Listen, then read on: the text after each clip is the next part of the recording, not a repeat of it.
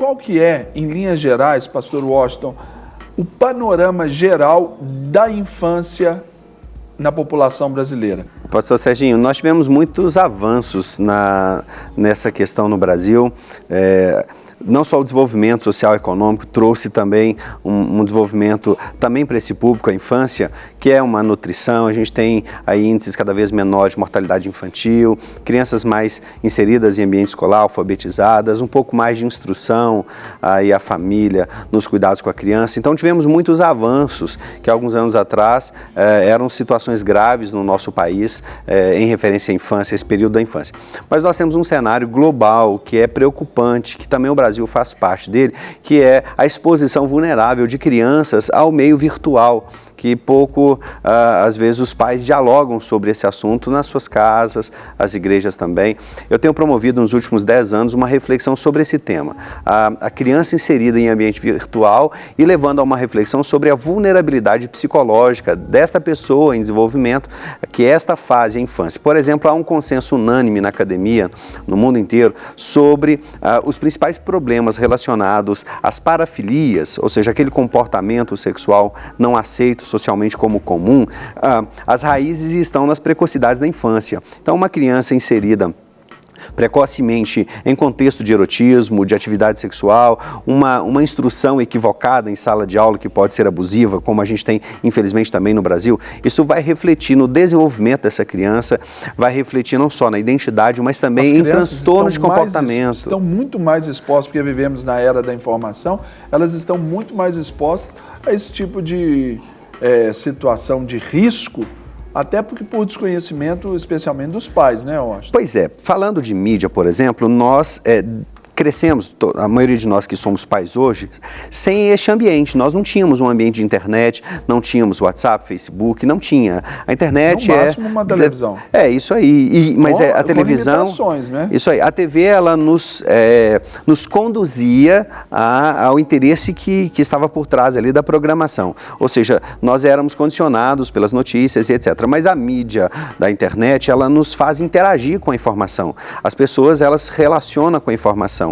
E aí, então, pode ser conduzidas. A gente tem chats, a gente tem hoje o WhatsApp, Facebook, ferramentas que permitem aí a conexão com muitas pessoas ao mesmo tempo, diálogo em grupo, diálogo individual. Isso tem se tornado um risco, porque nós, brasileiros, somos um povo que usa a mídia de forma equivocada. Como exemplo, o Facebook é proibido para menor de 13 anos. Quem tem menos de 13 anos não deve usar o Facebook. Que é parte o período da infância.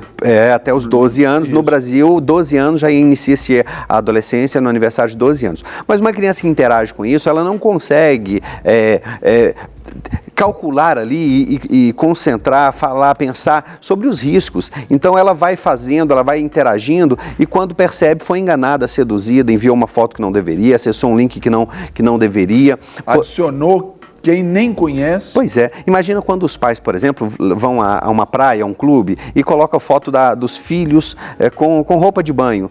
Então tem lá uma menininha, criança com roupas de banho ali, biquíni.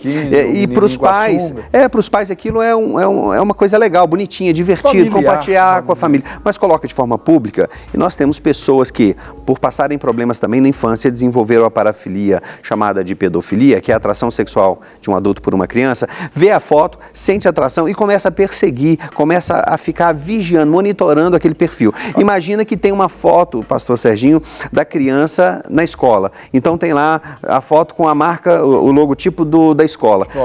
Esse predador pode simplesmente pegar aquela foto, ler o nome da escola e aí ir para a porta da escola, vigiar a rotina dessa criança e talvez, lendo mais postagens, consegue descobrir que tem um período que aquela criança fica sozinha em casa. Então a gente se expõe muito, a gente precisa ter mais atenção com a criança em todo o cenário. Na educação também, a gente vê hoje, infelizmente, as escolas no Brasil precisam avançar mais ainda na educação. Washington, me permita aqui um parêntese aqui, além do que, por exemplo, hoje está em moda a gente falar aí a respeito da corrupção.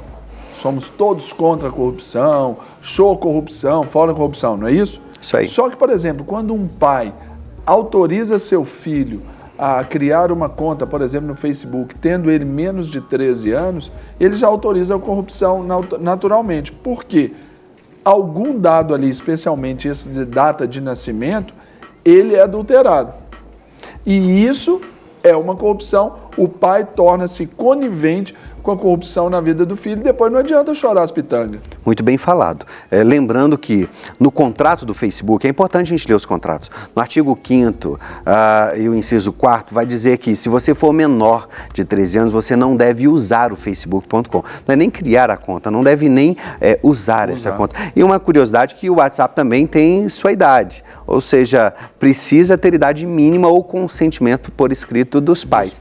Quem tem menos de 16 anos de idade só deve usar essa ferramenta WhatsApp com expressa autorização por escrito dos pais aos proprietários dessa ferramenta. Têm, né, Washington? É isso aí. E é importante ler, porque você já coloca lá, li e aceito, você já marca para facilitar o seu processo. Essa corrupção, pastor Serginho, o senhor falou muito bem, por quê? O que leva aos problemas como, por exemplo, temos hoje no nosso país ligado à corrupção. A gente tem falado muito aí do cenário político-econômico do nosso país e se diz muito que política é corrupta. Não, não é a política que é corrupta. Ou seja, pessoas que se corrompem e são corruptores. E essas pessoas são assim por quê? Porque faltou uma infância saudável, faltou um desenvolvimento na infância com os princípios que norteariam o seu desenvolvimento, elas não negociariam estes princípios. Uma envergabilidade de caráter, ou seja, ela é firme nos seus propósitos. Como por isso que o dia da infância tem que ser celebrado. Um soldado do BOPE, ele prendeu um chefe de tráfico em uma das favelas do Rio e levaram para ele R$2 milhões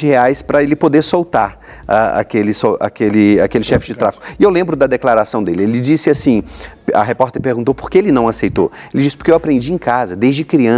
Isso é um princípio para mim. Jamais eu vou negociar os princípios que meu pai e minha mãe me ensinaram desde a infância. Então, a infância é este período para a gente criar as principais impressões sobre a vida, sobre a existência, sobre a sociedade, sobre as relações com as pessoas, proporcionar para a criança um ambiente favorável para que ela se desenvolva, levando em conta o que nós esperamos dela no futuro. O que o senhor espera do seu filho no futuro, da sua filha no futuro, como homem e como mulher. Precisamos proporcionar um ambiente saudável para que eles desenvolvam a partir de agora, para que só venha colher no futuro este caráter, essa personalidade, essa capacidade de escolher amigos, essa capacidade de ser honesto, essa capacidade de ter temor a Deus, de escolher bem um marido, uma esposa, de estar com os filhos. Então, o período da infância é o período para a gente marcar, colocar as principais impressões na vida de um ser humano que vai norteá-lo seguramente por toda a sua existência. Para receber todas as novidades do canal, inscreva-se e se curtir o vídeo, clique em gostei. Aproveite para acompanhar a Rede Super nas redes sociais.